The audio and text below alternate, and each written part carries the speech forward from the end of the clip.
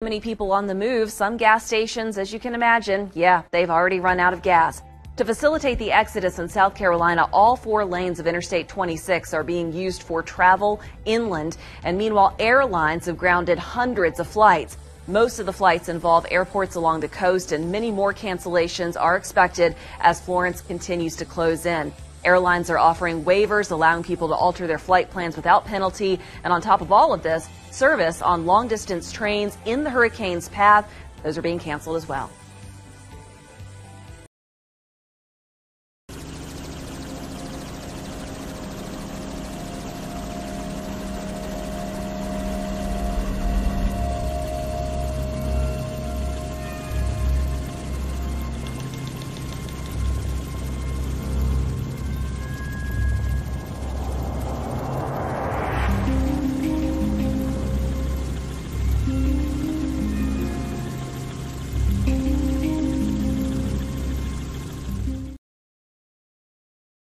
It's just about 20 minutes before 3 a.m. and we are getting on the Hurricane Hunter, taking our seat on a mission right into the hurricane. Surface wind is starting to climb up here. Looks like we're going right towards it. Going to head in and exit out the southwest side. From our takeoff off the coast of Savannah, Georgia, it will take us more than 3.5 hours to make it to the churning storm, more than 1,100 miles at sea. That's an impressive southeast quadrant. Yeah. The Air Force Reserve 53rd Weather Reconnaissance Squadron from the 403rd Wing have equipped this WC-130J to hunt hurricanes. 1 minute to the bumps. It gets quite bumpy as we approach the inner bands near Florence's eye wall. Pretty cool looking eye. We are rocking and rolling in the turbulence, dipping like a roller coaster because we are not flying around or over this hurricane. We are flying right through it at about 10,000 feet. We're all safe up here, but look down that tube. That is a hole in the plane, dropping 10,000 feet down to the Atlantic below. Good drop there. Proud of you. Thanks, man.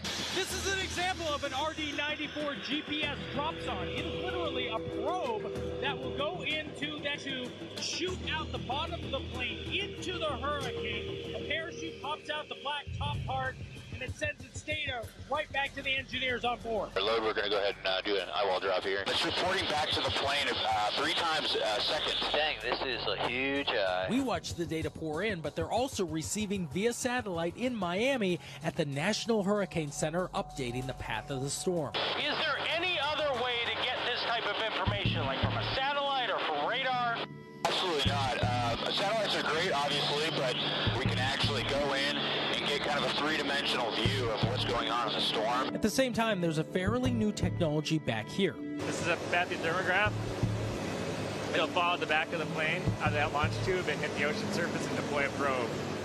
And it measures ocean temperature, how hot the ocean is, how much energy is available for the hurricane. That's right. Nav Navy buoy way. The Navy and Coast Guard watch the temperature come in. Look at that sea surface. It is over 80 degrees. That's as hot as a swimming pool.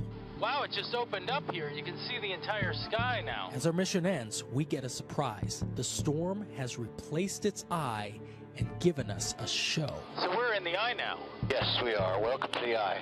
Got the eye. We're going to start turning here pretty soon. Okay. Winds are falling. Let off, please. Let me show you something in here. We can actually see the blue sky. That's because we're inside the eye of Hurricane Florence. Sunshiny, beautiful weather. Nothing in here for about 30 miles. You see the sky because the atmosphere is literally trying to balance chaos with calm. The most violent sections of the storm are spinning out, and the calm center is all that's left. Like a planetary merry-go-round, the outside horses are the fastest ones.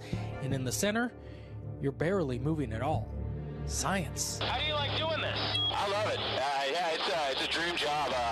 Growing up, I'd always kind of thought about doing this. I absolutely love it. From inside the eye of the storm, Dave Malkoff, The Weather Channel.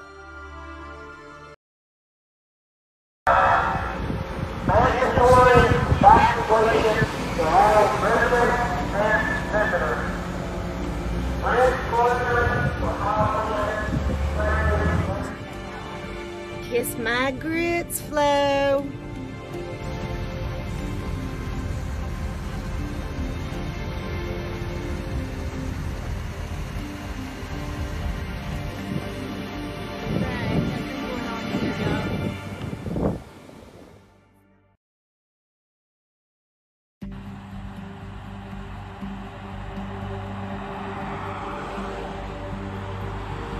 houses are very well built. We're kind of up on an incline, so they haven't had issues. So we're kind of going by that. It doesn't matter. Houses, goods, everything you can rebuild. Just save your life. That's what matters.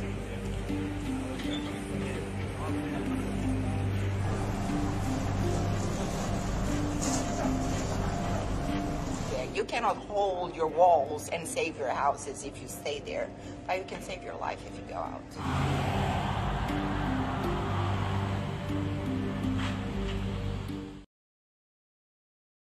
Once this storm is underway, we're not going to be able to send emergency personnel out there to save you in any way, shape, or form. We're going to have to wait till after the storm passes before we can get there. So please make preparations now. That was Wilmington, North Carolina's mayor warning residents to evacuate now while they still can. There's a look at the surf at Carolina Beach in North Carolina. Already starting to see some high waves. Wrightsville Beach, North Carolina, looking dark and empty Tuesday night after evacuations were ordered there. Now, we are dealing with tropical storm force winds that will begin overnight. So conditions are going to start to deteriorate as we get closer to this storm. We're still looking at an extreme storm surge and flooding. So a lot going on.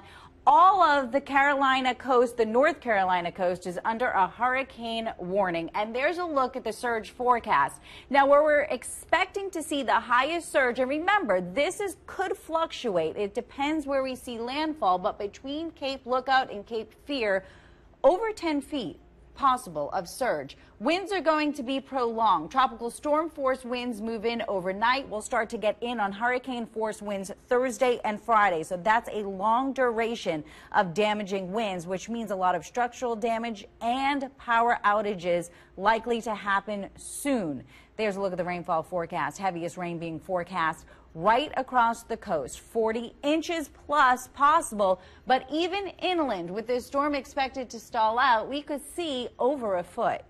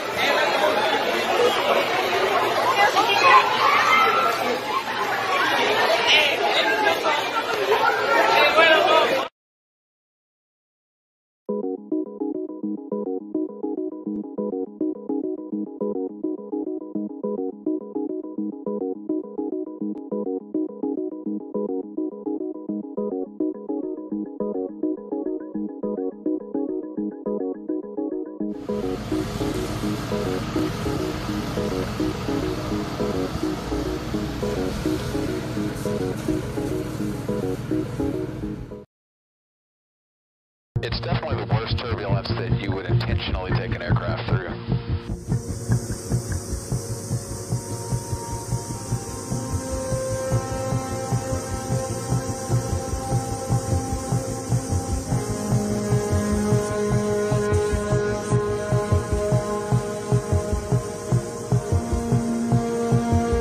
Let me show you something in here. We can actually see the blue sky. That's because we're inside the eye of Hurricane Florence. Sunshiny, beautiful weather, nothing in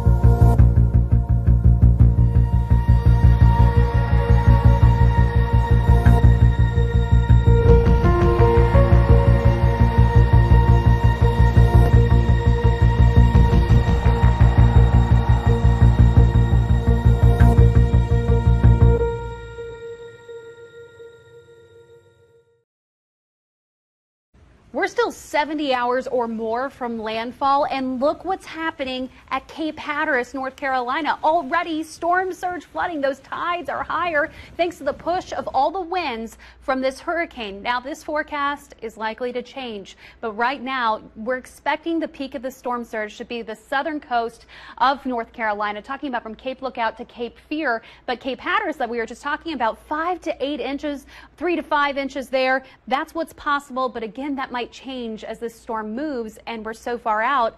You can see how that's going to be a big problem. But it's not just the flooding from the ocean. We're talking about the rainfall as well. Now, this is one computer model, and I know it has a bullseye kind of on Wilmington. Expect this to change over the next 2 days. And even as the storm is ongoing, the areas of greatest rainfall is going to move around a bit depending on where those rain bands set up and dump the most water, especially considering that this system is not expected to move anytime soon.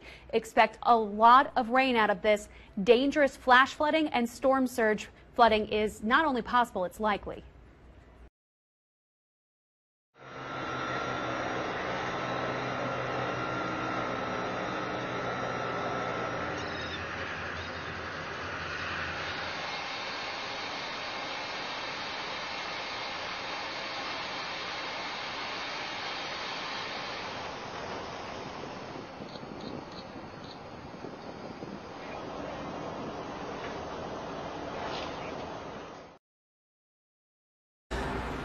So if Hurricane Florence ends up making landfall somewhere along the East Coast, which is looking increasingly likely that it may do, storm surge is going to be a big issue. And let me just explain what storm surge is, okay? If you look at this graphic here right next to me, it's basically when the water gets pushed up onto land by the wind. Parts of the coast become part of the ocean, basically, all right? Now, one really interesting thing about storm surge is that the tides can really play into how bad the storm surge is. If you get, some of the worst surge that comes in right at the high tides, when the moon's phase is at a point where the tides are really higher than usual, then you can have some issues. And again, just to kind of explain what storm surge is, and this is, by the way, not an official forecast, okay?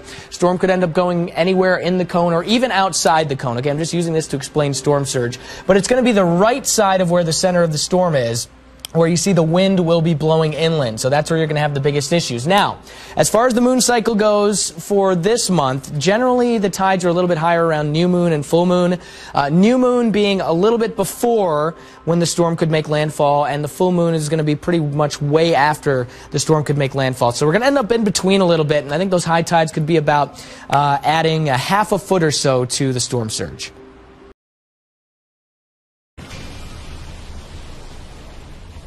Heading west down the Hurricane Highway. Did you ever notice that hurricanes tend to move across the Atlantic from east to west and then curve northward? Despite their ferocious appearance and size, hurricanes